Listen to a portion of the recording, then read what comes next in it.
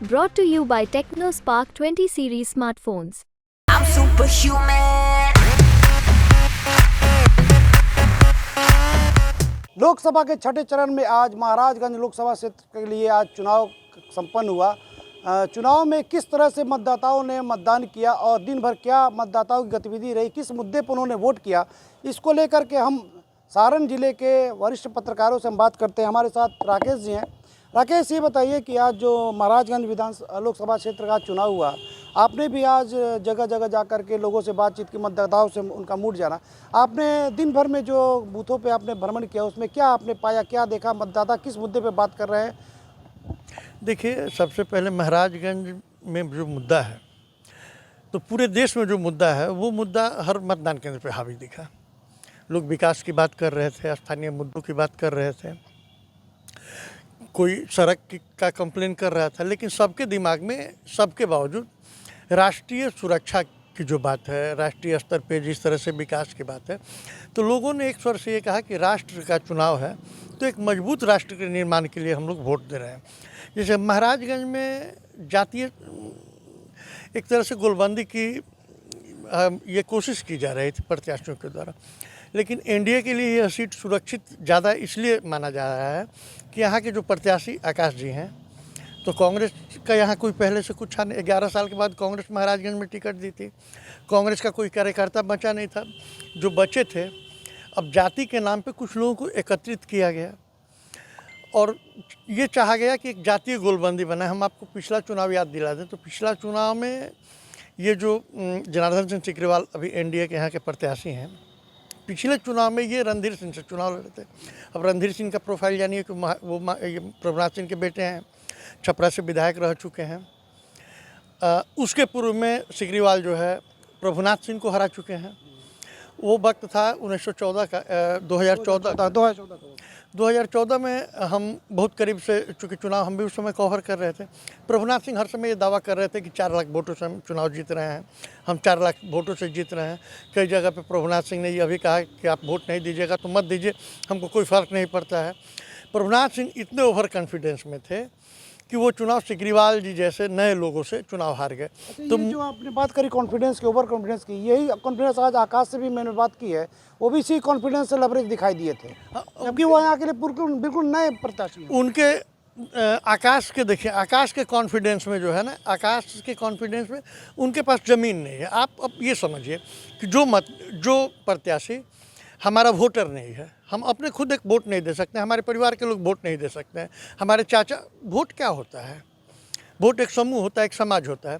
यहाँ आके भूमिहार बनाम राजपूत करना चाहें।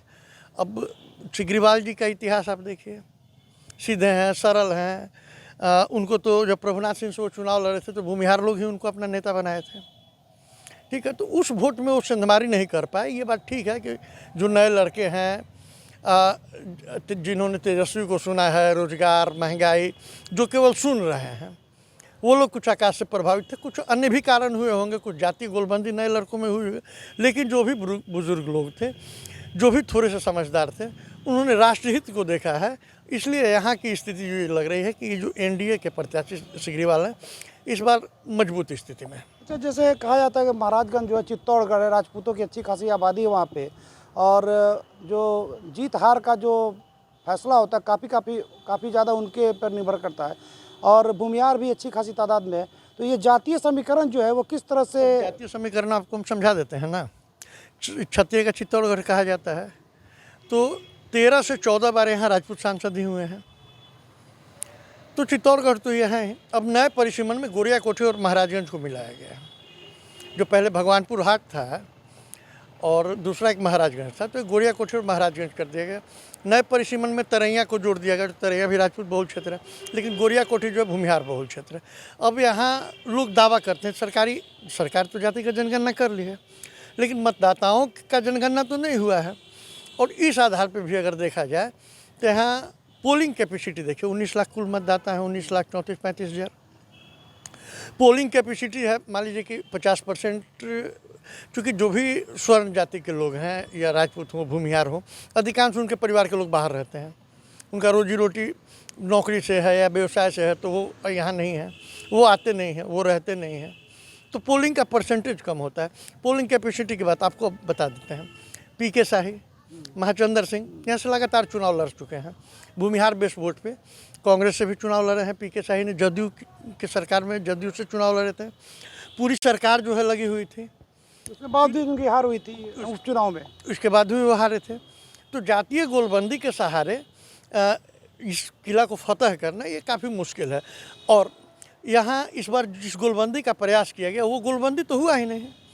गोलबंदी अब आपको हम बता रहे हैं।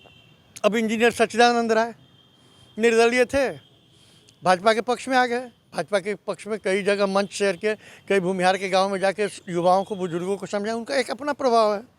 धूमल सिंह बाहुबली कहे जाते हैं, बनियापुर से 2-3 बार रहे हैं मातली विधायक। एक बार विधायक रहे हैं। अभी खैर चुनाव हार चुके हैं। पंथी चुनाव लड़ी थी, वो हार गई थी। लेकिन धूमल सिंह तो भूमिहारों में एक बार ही पैठ रखते हैं। जहानाबाद के भूमिहार आए, चाहे औरंगाबाद के भूमिहार आए। अगर भूमिहार कोई कहता है कि हाँ भूमिहार बहुत मजबूत है तो धूमल सिंह का नाम तो उसको एक बार लेना होता है। वो धूमल सिंह किसके मंच पे थे? बिल्कुल योगी जी के मंच पे भी थे और मोदी जी के मंच पे थे। इसके बाद स्थानीय स्तर पे कहें तो कई ऐसे भूमिहार नेता जैसे प्रखंड स्तर के हैं, विधानसभा के चुनाव लड़ चुके वीरेंद्र ओझा हैं जो मात्र कुछ 200-400 वोट से चुनाव हारे हैं। तो वैसे दबंग लोग जब मतलब भूमिहार जाति के एनडीए के पक्ष में थे तो जातीय गोलबंदी तो कहीं हुई नहीं। मतलब सभी जातियों का वोट सिग्रीवाल को मिलता दिख रहा है। सभी जातियों का वोट एनडीए को मिलता है। तो सिग्रीवाल से लोगों की नाराजगी है। अच्छा, मतलब एनडीए के पक्ष में लोगों ने मतदान, लोगों ने मोदी का चेहरा देखा है। और बहुत जगह तो हमने आज ये भी देखा कि पापा अगर किसी के हैं दूसरे पार्टी में तो उनकी मम्मी जो है जाके वो कमल का फूल का बटन दबा रही है। बच्चे जो है वो कमल का फूल दबा रहे हैं। अब देखिए यहाँ सबसे बड़ा पेंच क्या है कि मात्र 5 ही प्रत्याशी हैं। ये तो बहुत बड़ा ये रहा कि 13 प्रत्याशियों का नामांकन रद्द हो गया। मात्र 5 प्रत्याशी हैं। अब 5 प्रत्याशी में हम पत्रकार हैं तो 3 प्रत्याशी का नाम तो जानते हैं लेकिन हम उसको पहचानते नहीं हैं। अब आप समझ सकते हैं कि उनका चुनाव प्रचार कैसा होगा, उनका चुनाव अभियान कैसा रहा होगा। तो यहाँ सीधी लड़ाई है और सीधी लड़ाई में खतरा थोड़ा सा होता है। कारण हमारा अगर पक्ष के अगर मान लीजिए कि 40 लोग हैं और विपक्ष में 60 हैं तो कोई कड़ा विरोध लेकिन नहीं था। इसका फायदा सिग्रीवाल को मिला है। मतलब आपके कहने से सिग्रीवाल के पक्ष में पलड़ा भारी दिख रहा है। निश्चित रूप से एक तरह से ये कहा जाए कि सिग्रीवाल की जीत जो है लगभग तय है। जिस तरह से वोटिंग का अंदाज बता रहा था, अब ईवीएम में जाके कौन क्या बटन दाब रहा है, हमसे क्या बात कर रहा है, हमने जो एसएस किया उस पर तो हमारी पकड़ है या हमने लोगों का मिजाज टटोला। लेकिन अब वो जाके वो आके कमल के फूल के साथ जिंदाबाद जिंदाबाद कर रहे हैं तो वो तो जाके दूसरे को वोट नहीं देंगे। दूसरी बात है कि यादव मतदाता लालटेन देख के एग्रेसिव होता है। उनका तो इस बार चुनाव निशान भी नहीं था। उनका चुनाव निशान भी नहीं था। कांग्रेस के हाथ को लोग यहाँ लगभग भूल चुके थे। कोई एक्टिविटी नहीं है। कांग्रेस के जिला अध्यक्ष कौन है आज तक उन्होंने कभी भी मतलब इस पूरे चुनाव में मत कहिए भूमिका नजर नहीं आई। पूरे कार्यकाल में हम लोगों जैसे पत्रकार हैं हम लोग तो हम लोगों से भी उनकी मुलाकात नहीं हुई है, ना कोई औपचारिक भेंट हुई है। तो आप समझ सकते हैं कि संगठन कितना मजबूत होगा। इसलिए ये कहना कहीं कोई ये नहीं, मोदी का मैजिक चला है। ये थे राकेश जो बता रहे थे कि मोदी का मैजिक चला। हमारे साथ एक और पत्रकार है विपिन। ये बताइए कि आपने भी आज पूरे क्षेत्र का भ्रमण किया, आपने अपने जो मतदाताओं से बात की, क्या आपने देखा मतदाता का रुख किस तरफ था, जो जातीय गोलबंदी किस तरफ थी, और कुल मिलाकर पलड़ा किसके पक्ष में भारी दिख रहा है?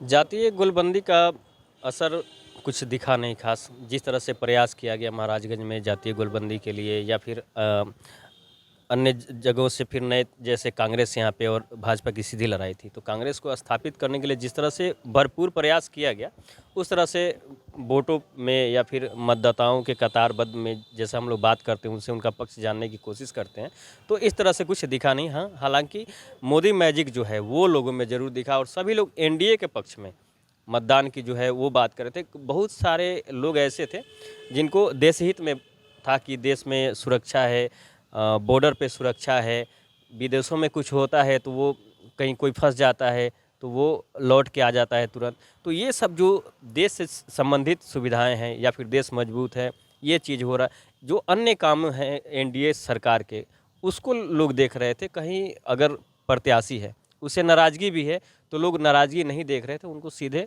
मोदी देख रहे थे, क्योंकि जब मोदी है तो मुमकिन है इस तरह की तमाम जो चीज़ें हैं वो महाराजगंज के बूथों पर देखने के मिला, चाहे वो जाति कोई भी हो। कई जाति के ऐसे भी लोग थे कि जो पुरुष हैं उनका हो सकता है कि मतपक्ष अलग था, तो महिलाओं का एक ही जगह टारगेट था कि हमें किसको देना है।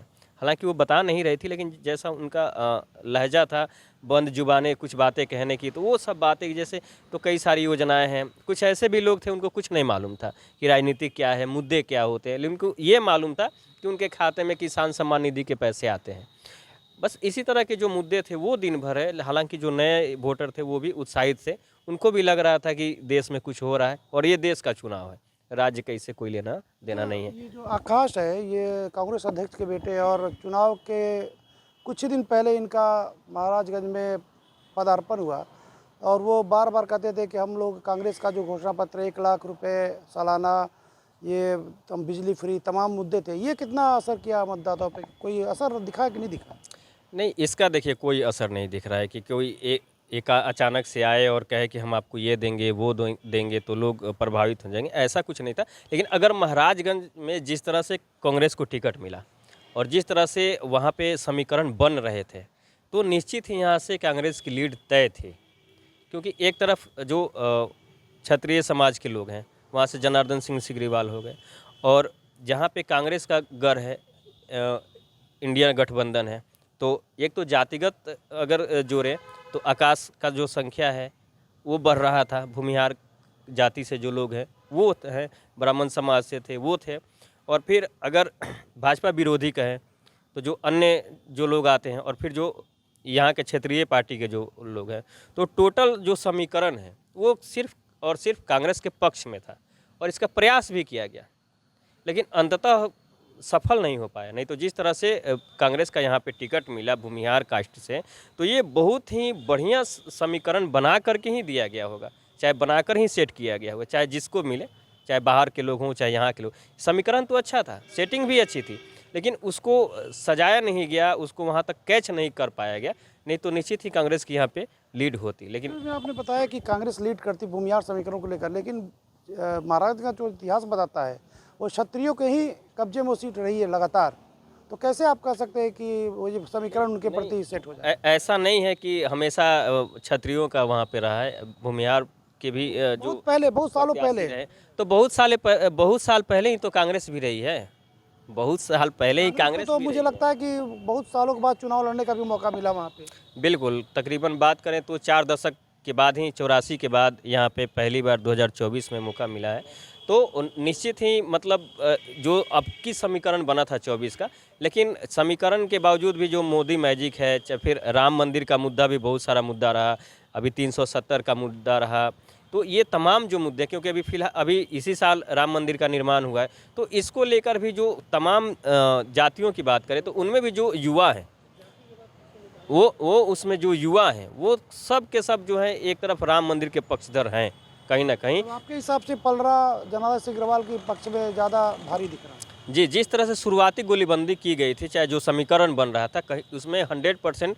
आकाश की कांग्रेस की जीत यहाँ पे लग रहा था कि कांग्रेस पुनः स्थापित यहाँ पे हो जाएगी, लेकिन बाद में उस चीज़ को कैच करने में कांग्रेस सफल नहीं रही। तो निश्चित ही लग रहा है कि जो लोग कह रहे हैं पलरा भारी है। तो ये थे सारण जिले के पत्रकार जो बता रहे थे कि जो अभी जो स्थिति है उसमें एनडीए के पक्ष में, या यूँ कहे कि मोदी मैजिक काम कर गया, जो महाराजगंज चुनाव में हो सकता है कि भाजपा प्रत्याशी के जीत के रूप में हमें दिखाई दे। लेकिन नतीजे क्या होंगे तो 4 जून को मालूम चलेगा, इसका सबको इंतजार रहेगा। तब तक के लिए नमस्कार। ये आलोक कुमार जायसवाल, महाराजगंज।